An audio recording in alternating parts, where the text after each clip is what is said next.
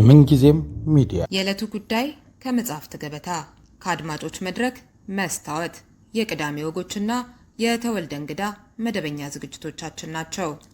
703 475 6309 ስልካችን፣ ምንጊዜም ሚዲያ @gmail.com የኢሜል አድራሻችን ነው። ሰብስክራይብ በማድረግ ቤተሰብ ይሁኑ። ምንጊዜም ኢትዮጵያ። ሰላም ጤና ይስጥልኝ። የምንጊዜም ሚዲያ ቤተሰቦች የዕለቱ ጉዳይ ፕሮግራማችን ጀምሯል። በወቅታዊ የኢሚግሬሽን ጉዳዮች ላይ መረጃ እንዲያካፍለን ጠበቃ ሙሉ ዓለም ጌታቸውን ጋብዣለሁ። ርዕዮት ዓለሙ ነኝ። ላይክ እና ሼር እያደረጋችሁ ተከታተሉን። ሙሉ ዓለም እንደ ሁልጊዜው ሁሉ ግብዣይን ተቀብለ ስለመጣህ በጣም አድርጌ ነው የማመሰግነው። እንግዲህ ይሄ ፕሮግራም በሚተላለፍበት ቀን አፕሪል 24 ለህዝብ ክፍት የተደረገው የስራ ፈቃድን የተመለከተው ፕሮፖዛል ሀሳብ መቀበል የሚጠናቀቅበት ነው እና እስኪ የፕሮፖዛሉን ይዘትና ሀሳብ መስጠትስ ምን ያህል ዋጋ አለው የሚሉትን ጉዳዮች ላይ መረጃ ብትሰጠን። ቴንኪዩ ርዕዮት፣ አመሰግናለሁ። እንግዲህ በዋናነት ዲኤችኤስ ዲፓርትመንት ኦፍ ሆምላንድ ሴኪሪቲ እያደረገ ያለው የአሳይለም ኢንሴንቲቭ ወይም ሰዎች አሳይለም አፕላይ እንዲያደርጉ አንዱ ገፊ ምክንያት ስራ ፈቃድ ነው ብሎ ያምናሉ። ስለዚህ የአሳይለም አፕሊኬሽን ለተዋለለት ለታሰበለት አላማ እንዲውል የስራ ፈቃዱን ሂደት ኮንትሮል ማድረግ አለብን የሚል መግቢያ ነው ያለው። እንግዲህ አሳይለም በዋናነት የሚያገለግለው አንድ ሰው ኦሪጂን ካንትሪ ላይ ወይ ደግሞ በሰፈረበት ለረዥም ጊዜ በሚኖርበት አገር ላይ ፐርሲኪውሽን ከገጠመው ነው።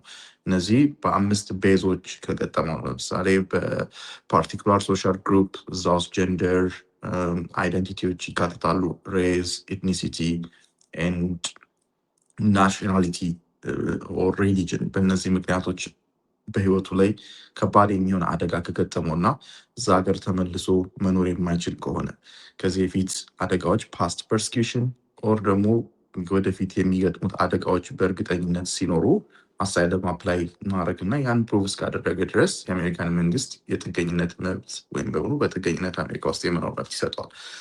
እንግዲህ የመጀመሪያ ህጉ ሲወጣ የነበረው ይሄ የአሳይለም አፕሊኬሽን በ180 ቀን ውስጥ አጁዲኬት ተደርጎ መጠናቀቅ እንደሚኖርበት ነው። ነገር ግን አሁን ካለው ሚሊየን ኬዞች ከ3 እስከ 4 ሚሊየን ኬዝ ዩኤስሲአይኤስ ጋር ብቻ አለ። ከዛ በላይ ኬዝ ኮርት ላይ ኤዋር ላይ አለ እና ይሄን ሁሉ አጁዲኬት አድርገው በ180 ቀን ውስጥ መጠናቀቅ ስለማይችል የስራ ፈቃድ ይሰጡ ነበር። 180 ቀን ከቆየ በኋላ አንድ ግለሰብ የስራ ፈቃድ ያገኛል። ከዛ በኋላ እየሰራ በህጋዊ መልኩ አሜሪካ ውስጥ መቆየት ይችላል ማለት ነው። ይሄ ኦቶራይዝድ ስቴይ ወይም ደግሞ ህጋዊ ቆይታ ነው የሚሆነው። አንኦቶራይዝድ የሆነ ህገወጥ የሆነ ቆይታ አይሆንም። ስለዚህ አንድ ሰው የስራ ፍቃድ ካለው በህጋዊ መልኩ ቆይቶ እየሰራ ማግኘት ይችላል። ስለዚህ ይሄን ኢንሴንቲቭ ነው ከት ማድረግ የፈለጉት። የስራ ፈቃዱን ከት ብናደረግ አንደኛው በ180 ቀን ውስጥ አጁዲኬት ማድረግ አይቻልም አሁን ባለው ኬዝ ሎድ። ስለዚህ ሰዎች ከ180 ቀን በላይ ያለ ስራ መቆየት ደግሞ ስለሚከብዳቸው ያ ደግሞ ፕሬዲክተብል ስላልሆነ ለአንዳንድ ኬዞች ጭራሽ የስራ ፈቃድ ፋይናል ውሳኔ እስከሚሰጥ ድረስ ስለማገኙ አሳይለም አፕላይ የሚያደርገው ቁጥር ሽሪንክ ያደርጋል። ያ ወደፊትም አፕላይ የሚያደርጉትን አሁንም ፔንዲንግ አፕሊኬሽን ያላቸውን ሰዎች ዲስከሬጅ ያደርጋል እና ጥለው ሊሄዱ ይችላሉ። ምክንያቱም እውነተኛ ኬዝ አላቸው ብለን አናምንም ነው ሀሳብሽም። እንግዲህ የሚነካከው ብዙ አይነት ሰዎችን ነው። በዋናነት የመጀመሪያው እስከ 1 ዓመት ድረስ ማንኛውም ሰው አሳይለም ፋይል ካደረገ በኋላ የወርክ ፐርሚት ፋይል አደረግም። ይሄ በተለይ ዩኤስሲአይኤስ በ180 ቀን ውስጥ አሳይለሙን አጁዲኬት አድርጎ ካላጠናቀቀ ማለት ነው። ስለዚህ ከ1 ዓመት በኋላ ፋይል ስታደረጊ እንደገና የኢሚግሬሽን ኤጀንሲ ዩኤስሲአይኤስ ከ180 ቀን በላይ ሊወስድ ይችላል ይሄን አጁዲኬት ለማድረግ 1 ዓመት ከ6 ወር ማለት ነው። በዚህ ጊዜ ውስጥ ለአሳይለም ለምሳሌ አሳይለሙ አድቨርስ የሆነ ውጤት መጥፎ የሆነ ውጤት እንደሚያገኝ ወይም አፕሩቭ እንደማይደረግ ካመነ እነዛን የሚያሳምኑ ኤቪደንሶች ካሉት እስከ መጨረሻው የወርክ ፐርሚቱን አፕሩቭ ላያደርጉት ይችላሉ ማለት ነው። ይሄ ራሱ አጠራጣሪ ነው። ኦፊሰሩ ምን አይቶ ነው ያን የሚያምነው? ግልጽ አይደለም። ሌላ ደግሞ ግልጽ የሆኑ ባሮች አሉ። ለምሳሌ የክሪሚናል ባክግራውንድ ካለሽ ለአሳይለም የሚያስገለግሉ አሳይለም ባር የሚያደርጉ ግራውንዶች ካሉት በዛም ምክንያት ገና አሳይለም ሳይታይ እንኳን የስራ ፐርሚት ይከለከላል ማለት ነው። ሶስተኛ በድንበር ወይም ደግሞ ዶክመንት ያልሆኑ ሰዎች በድንበር የገቡ ወይም ዶክመንት የሌላቸው ሰዎች አሳይለም ፋይል ሲያደርጉ በአብዛኛው የፍርድ ቤት ላይ የሚሆን አሳይለም ነው። ለእነሱም የስራ ፈቃድ አይሰጥም ፋይናል ዲሲሽን እስከሚሰጣቸው ድረስ።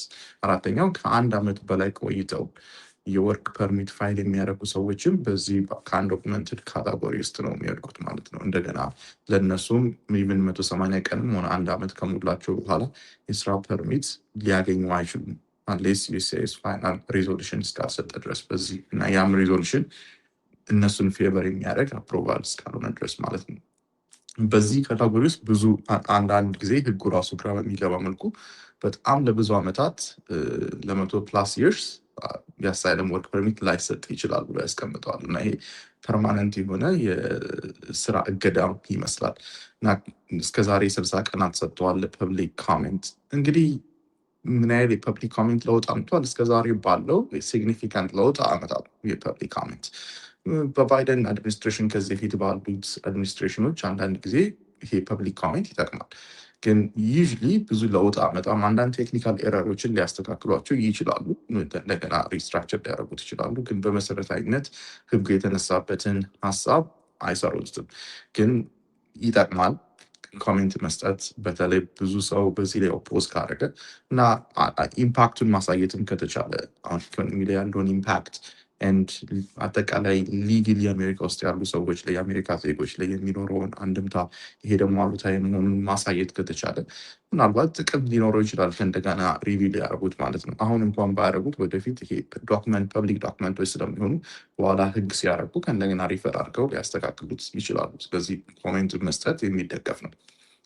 እንግዲህ ከነገ ጀምሮ ይሄ አፕሊኬብል ሊሆን ይችላል ፌዴራል ሬጅስተር ላይ አውጥተው ማለት ነው። ከዛ ይልቅ ፐብሊክ ኮሜንቱ በላይ ትልቅ ተስፋ የሚሰጠው እንግዲህ አድቮኬት ግሩፖች ይህን ወደ ፍርድ ቤት ከወሰዱትና ፍርድ ቤቶች አጠቃላይ የአሳይለም ወርክ ፐርሚት ራሱ ፓርት ኤንድ ፓርሰል ኦፍ ፕሮቴክሽን ነው የፕሮቴክሽን አካል ብለው ካልወሰኑ በቀር ከባድ ነው የሚሆነው። መታደስስ ለምሳሌ የተለያየ ደረጃ ላይ ያሉ አፕሩቫል አግኝተው ነገር ግን እስከ ግሪን ካርድ ባለው ሂደት ውስጥ ለዛ ወርክ ፐርሚት የማደሱም ነገር እንደዚሁ እየዘገየ ነው ያለው እና እሱም ከዚህ ጋር የሚያያዝ ነገር ይኖረዋል። በሚገርም ሁኔታ ለምሳሌ አሁን ግሪን ካርድ ከዚህ በፊት ሰዎች ፔንዲንግ አፕሊኬሽን ሲኖራቸው ወርክ ፐርሚት ያስገቡና በወርክ ፐርሚቱ እየሰሩ ይጠብቁ ነበር የግሪን ካርዱ። አሁን ላይ ጭራሽ ግሪን ካርዱ ቀድሞ እየመጣ ነው። ኦልሞስት 100% በሚባል ደረጃ ወርክ ፐርሚት እና ግሪን ካርድን ኮንከረንትሊ ስታስገቢ አያይዘሽ ስታስገቢ እየላኩ አይደለም ወርክ ፐርሚቱ። አንዳንድ ጊዜ ገንዘብ ሴቭ ከማድረግ አንጻር ምክንያቱም ቻርጅ ያደረጉሻል ይዘር 260 ብር ወር 560 ብር ቻርጅ ካረጉሽ በኋላ ግን ተመልሰው ወርክ ፐርሚቱን ሲልኩልሽ አይታይም። ስለዚህ አንዳንድ ጊዜ ግሪን ካርድ ፋይል የምታደርጊ ከሆነ አለመላክ ሁሉ የሚመረጥ ነው። የፔንዲንግ አሳይለም ላይ ያሉ ሰዎችና ከዚህ በፊት ኤድ ይኖራቸው አሁን ላይ ሪኒው ለማድረግ የሚያስቡ ሰዎችን በዚህ ህግ ውስጥ ይካተታሉ። ስለዚህ ሪኒዋል ላይ ላሉ ሰዎች ይሄ ይመለከታል፣ ህግ ይመለከታቸዋል። እንግዲህ ይሄኛውን ጨምሮ የተለያዩ መመሪያዎች፣ ህጎች የሚያሳዩት ሂዳት በለው እንዲሄድ አድርገው አይነቱ አካሄድ ነው እና ግን ሁሉም ሰው ደግሞ ተስፋ ቆርጦ መሄድ አይመስለኝም። ሂደቱ የአሜሪካን ኢኮኖሚ ላይ ምንድነው ተጽዕኖ የሚያሳድረው? እነዛ ሁሉ ሰዎች ይሄዳሉ ብዬ ስለማላስብ ማለት ነው እንዲህ አይነት ተጽዕኖ ውስጥ የገቡት። ጥሩ ጥያቄ ነው። የኒውዮርክ ታይምስ ከ1 ሳምንት ወር ከ2 ሳምንት በፊት የዋይት ሃውስ የፖሊሲ አድቫይዘር ስቲቨን ሚለር አሁን ላይ የተከተለው በተለይ ሚኒሶታ ላይ ከተከሰተ የኢንፎርስመንት ባክፋየር በኋላ ወይም ደግሞ ኢንፎርስመንት ፌል ካረገ በኋላ ኢሚግሬሽን ኢንፎርስመንት የተከተለው አዲስ ስትራቴጂ አለ።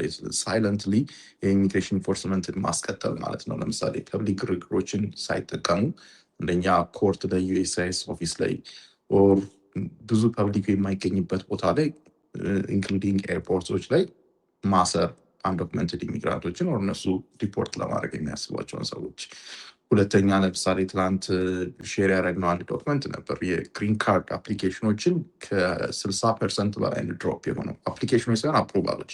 ሰዎች ግሪን ካርድ አፕሩቫል ያስገባሉ፣ ግን ሪፊጂ፣ አሳይለም፣ ፋሚሊ ቤዝድ ኤምፕሎይመንት እነዚህ ሁሉ ከስላሽ የተደረጉት ከ50% በታች። ስለዚህ አንደኛ በጣም ሎንግ ታይም በወሰደ ቁጥር ቀላል የማይባሉ ሰዎች ሊሄዱ ይችላሉ። አሚን ይሄ ኢትዮጵያኖችን ብቻ አይተሽ አይደለም። አሁን በዚህ አፕሊኬሽን ውስጥ የኢትዮጵያ ቁጥር ምናልባት አነስተኛ ነው የሚሆነው፣ ግን በጣም ከብዙ ሀገር የመጡ ሰዎች አሉ። እናት አባታቸው ያሉ ሰዎች አሉ። አንቺም ታውቂያለሽ፣ ብዙ ኢትዮጵያውያን እንኳን እናት አባቶች ይሄ ነገር ከረዘመባቸው ጥለው ሊሄዱ ይችላሉ። ስለዚህ ብዙ ሰዎች ጥለው ሊሄዱ ይችላሉ። እውነት ነው፣ ቀላል አይደለም። ግን በሚያሳዝን መልኩ ገንዘብ ደግሞ ትከፍያለሽ፣ ውድ ናቸው። ለምሳሌ የግሪን ካርድ አፕሊኬሽን 1440 ብር እና ያን እሱ ብቻ አይደለም፣ አንዳንዴ ለሎየሮች ትከፍያለሽ፣ ለሜዲካል ኤግዛሚኔሽን ትከፍያለሽ። ይህን ሁሉ ክፍያዎች ያለ ምንም ቤኔፊት ነው እየከፈልሽ ያለሽ ማለት ነው። የዩኤስአይኤስ ዳይሬክተር በቅርብ ኮንግረስ ላይ ገብቶ እንደተናገረው ወደ 74 ቢሊዮን ዶላርስ ነው ያተረፉት በእነዚህ አፕሊኬሽን ፊዎች ብቻ ማለት ነው። ኦፍኮርስ ምክንያቱም ምንም አይነት ስራ አይጠበቅባቸውም፣ ገንዘብ ቻርጅ ማድረግ ብቻ ነው እንጂ ምንም አይነት ቤኔፊት ፕሮዲውስ እያደረጉ ያለ ጀስት ዝም ብሎ ገንዘብ መውሰድ ነው ሊሆን ያለ። ሳይለንት ኢንፎርስመንቱ እንዳለ ሆኖ ግን የሚጎዳው አንቺ እንዳልሽው ኢኮኖሚ ላይ በጣም ሪፕል ኢፌክቶች ይኖራሉ። ግልጽ ያልሆነ ነገር እነዚህ ሰዎች ሪሊ የአይን ወይም የአርቲፊሻል ኢንቴሊጀንስ መምጣት ተከትሎ ነው ይሄ ኢንፎርስመንት ያለው ኦር ያን እንደ ጀስቲፊኬሽን ነው እየተጠቀሙ ያሉ። ጀስት ፖለቲካሊ ሞቲቬትድ ናቸው፣ አይዲዮሎጂካሊ ድሪቭን ናቸው።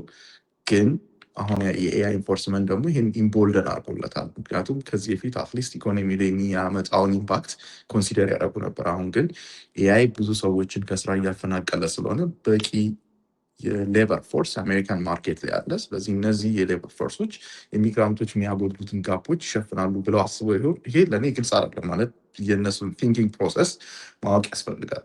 አንዳንድ ጊዜ የሌበር የኮሜርስ ሴክሬታሪ ወጥቶ ኖ ችግር የለውም ሌበር አንቸገርም ሮቦቶች ይተካሉ ይል ነበር መጀመሪያ ሰሞን ማለት ነው። ግን የኤአይ ሪፕሌስመንት ሬቱ እንደሚታሰበው አይደለም። አንደኛ ሮቦቶች በዛ ሌበር ኢፌክቲቭ ኢፊሽንት አሉ። ስቲል ማን ፓወር ኢቨን ኢፍ እነ ኦራክል እነ አማዞን ከ30-40 ሺህ ሰው በላይ ቢያባሩ ስቲል ማን ፓወር በጣም ከፍተኛውን ቦታ የሚሸፍን ነው። እነዚህ የተባረሩት ሰዎችም ማርኬት ውስጥ ኮንሱል እያደረጋቸው ነው፣ እየፈለጋቸው ነው። ስለዚህ ኢኮኖሚ ላይ የሚኖረው ኢምፓክት ቀላል አይደለም። ይሄ እንግዲህ ዳይሬክት ኢምፕሊኬሽኑ ነው። ማለት አፕሊካንቶች ወርክ ፐርሚት ባይኖራቸው አይሰሩም። ስለዚህ ኢኮኖሚው የሚፈልገውን የሌበር ፎርስ አያገኝም። ግን ከዚህ ኢንዳይሬክት የሆኑ ሰከንድ ተርድ ኦርደር ቲንኪንጎችን ብትከተይ ኢኮኖሚ ላይ ብቻ ሳይሆን ናሽናል ሴኩሪቲ ላይ የሚኖራቸው አንድምታዎች አሉ። ለምሳሌ ባይሰሩ እነዚህ አሳይለም አፕሊካንቶች ምንድን ነው የሚሆኑት? የመጀመሪያው ቤተሰቦቻቸው ላይ ነው ጥገኛ የሚሆኑት። እዚህ ሆስት የሚያደርጓቸው ሰው አንድን ሰው ሆስት ማድረግ ቀላል አይደለም።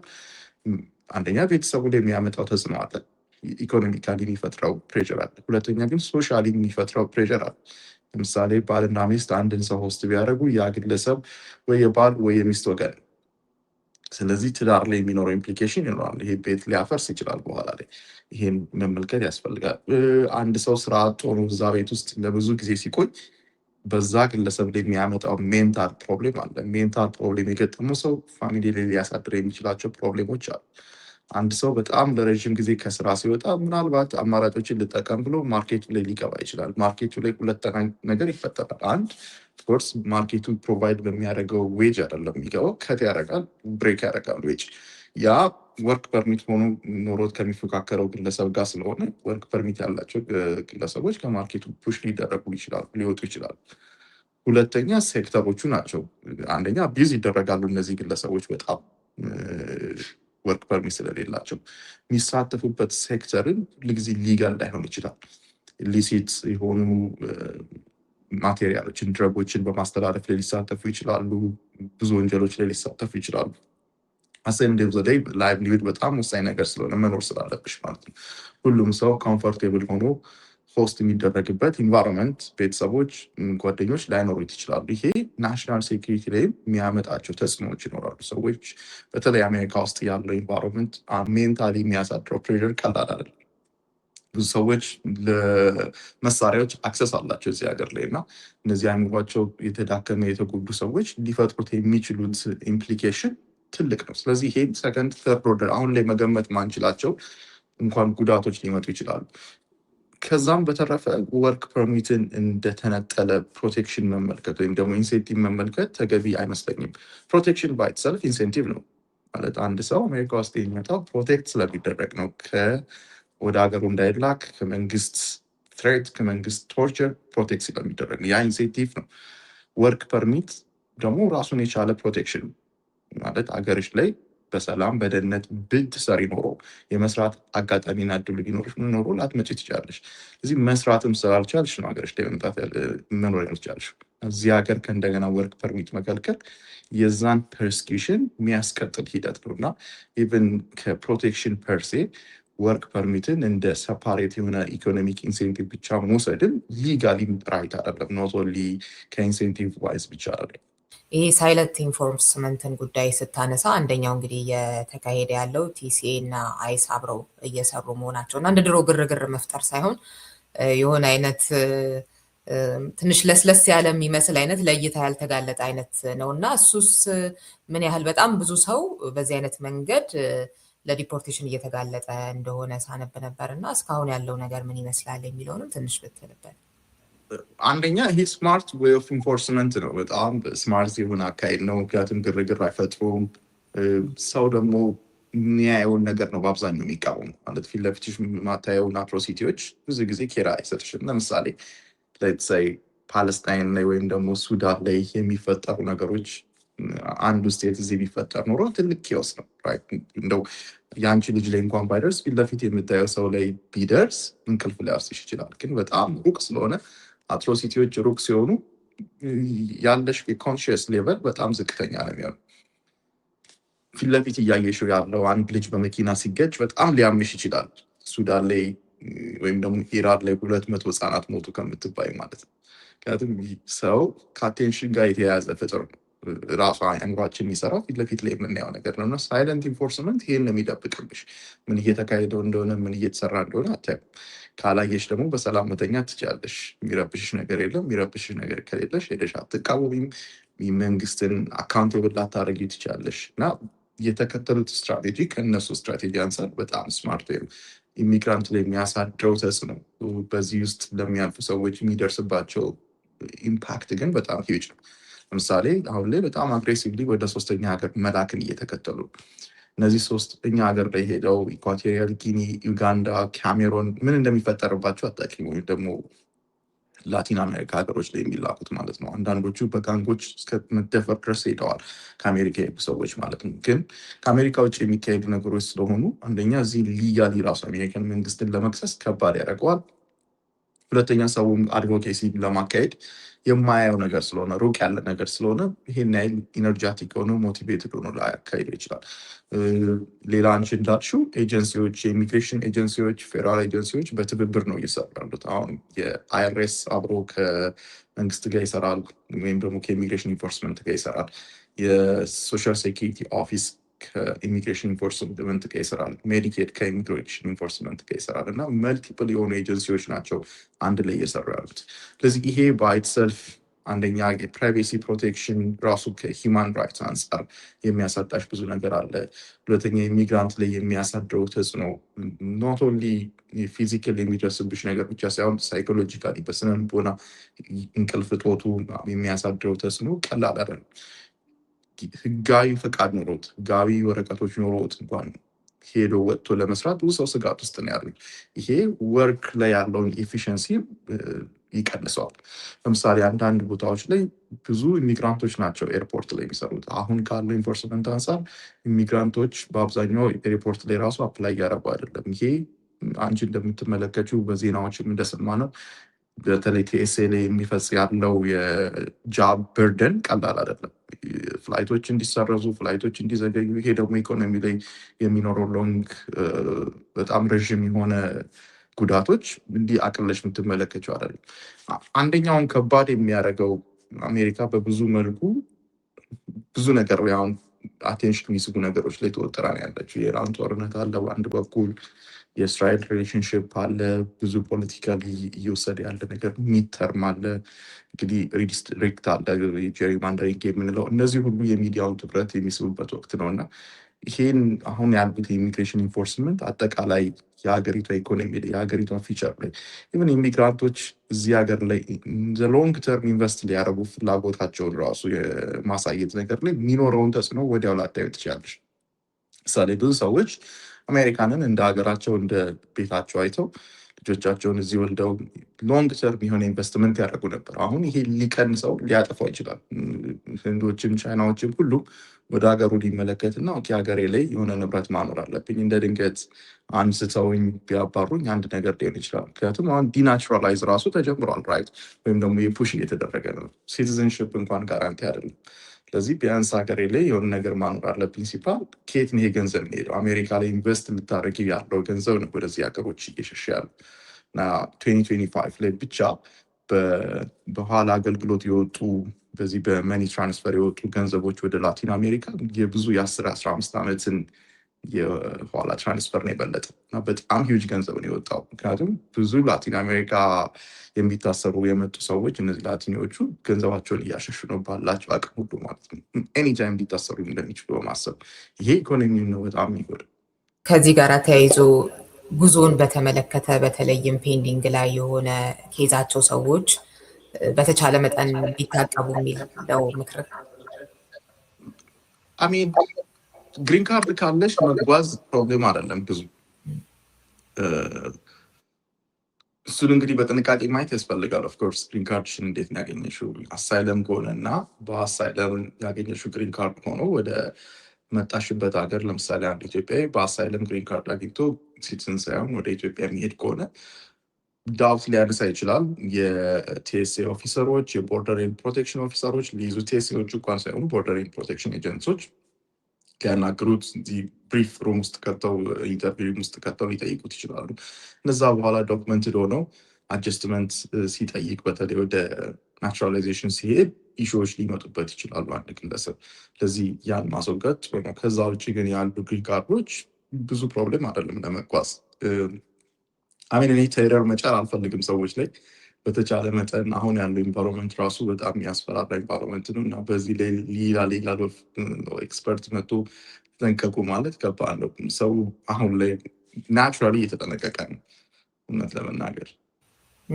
አይለም መሰል አንዳንድ ዘገባዎች ያለው ከቦስተን የት ነው ስትሄድ የነበረች እንደዚሁ ተይዛ ወደ ሀገሯ የተመለሰች ኒውዮርክ ፖስት ላይ አይሮን የት እንደሆነ ረሳሁት ያነበብኩት ማለት ነው። እና ከስቴት ስቴት እንኳን የሚደረጉ ጉዞዎች እንደዚህ አይነት አደጋ ያለባቸው ምሳሌዎች ስላሉ እንዳልከው ነገርየው በራሱ የሚፈጥረው ጥንቃቄ አለ።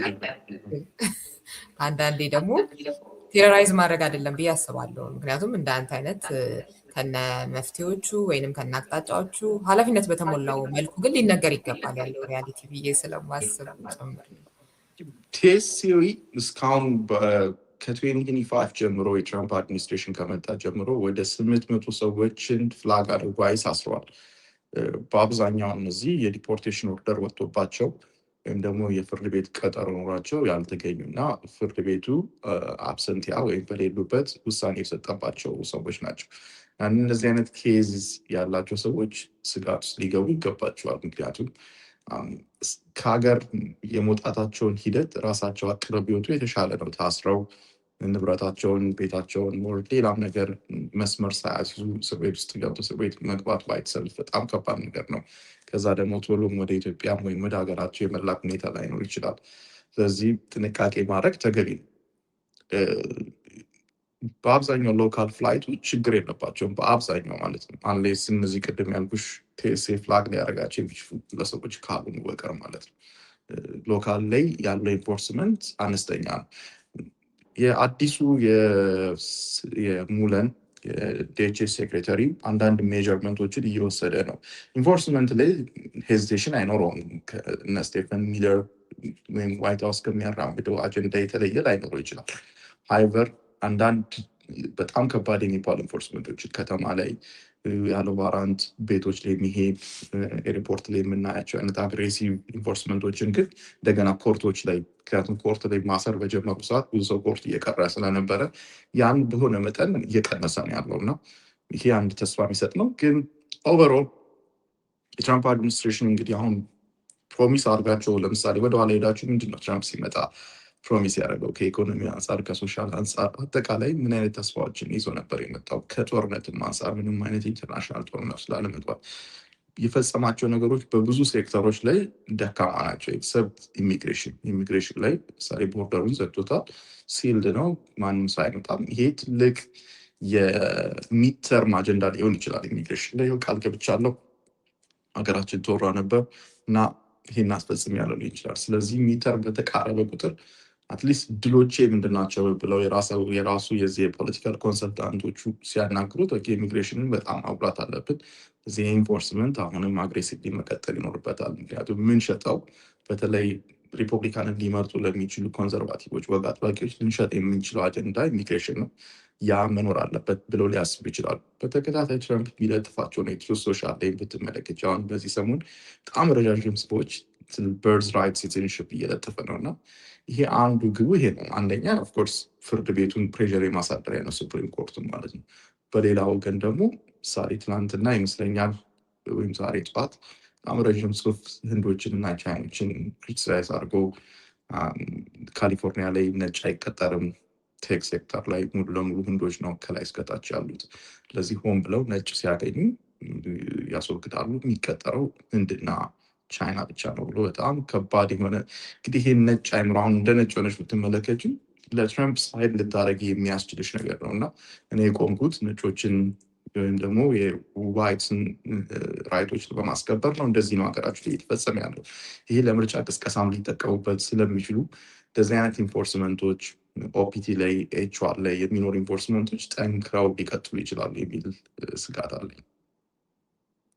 በጣም ነው የማመሰግነው ሙሉዓለም። ሌሎችም መረጃዎች ይኖራሉ እና እንደው በዚህ ፕሮግራም ሳይታወቁ ባይታለፉ የምትላቸውን ወቅታዊ አንድ ሁለት መረጃዎች ትጨምራለህ?